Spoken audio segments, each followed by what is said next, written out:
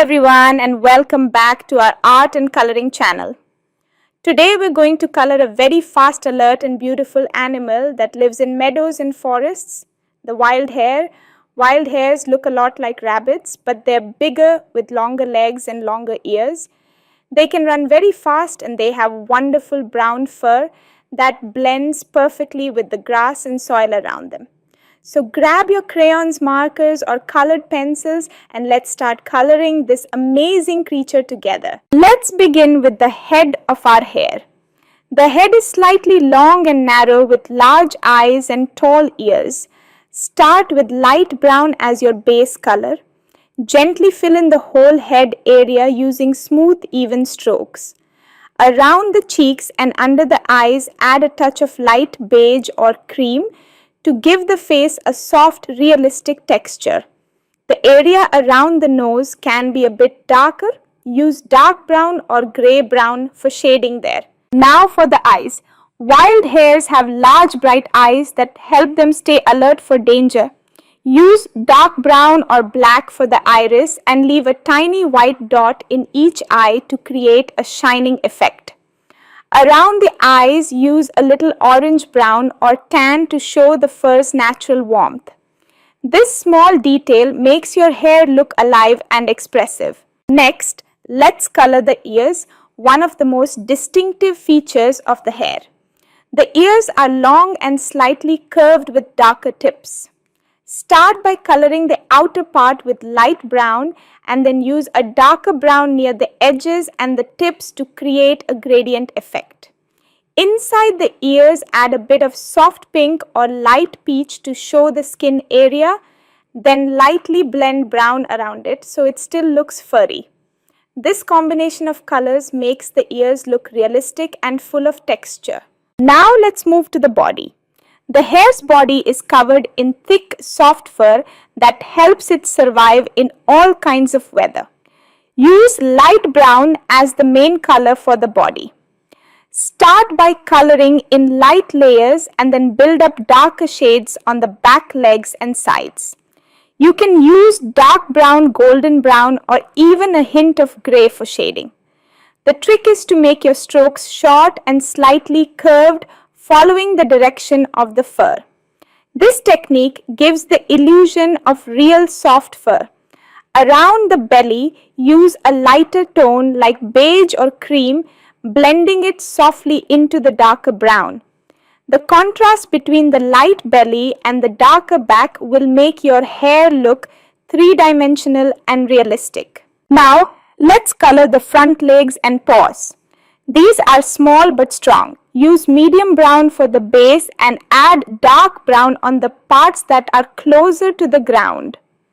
You can lightly shade under the paws to show where the shadow falls. For the hind legs, which are long and powerful, use a mix of brown and gray to make them look strong. Add darker shading near the joints and where the legs bend.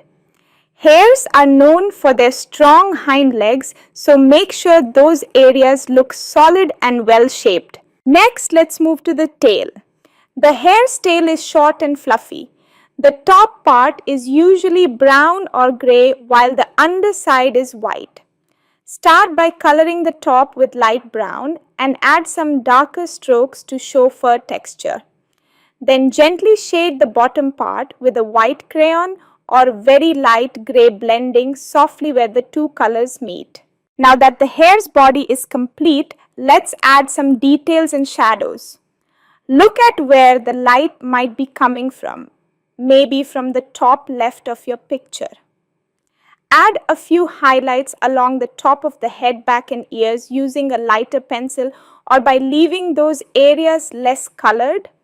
Then use dark brown or gray to shade underneath the body, around the legs and under the chin.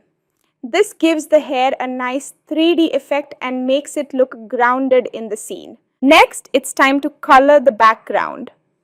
Wild hares usually live in grassy meadows, open fields or forest edges. Let's create a nice natural setting. Start with the ground, use light brown for soil and add green grass around the hare. Use different shades of green light, dark and yellow green to make the grass look lively and real. You can even draw a few small flowers or plants around the hair using yellow, red or purple for extra color.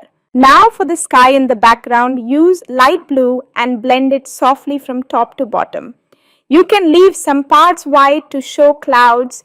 If you want to make it a sunset scene, blend orange, pink and purple together for a warm glowing sky. That would look beautiful with the hair's brown fur. If your hair is sitting near a bush or rock, color those too.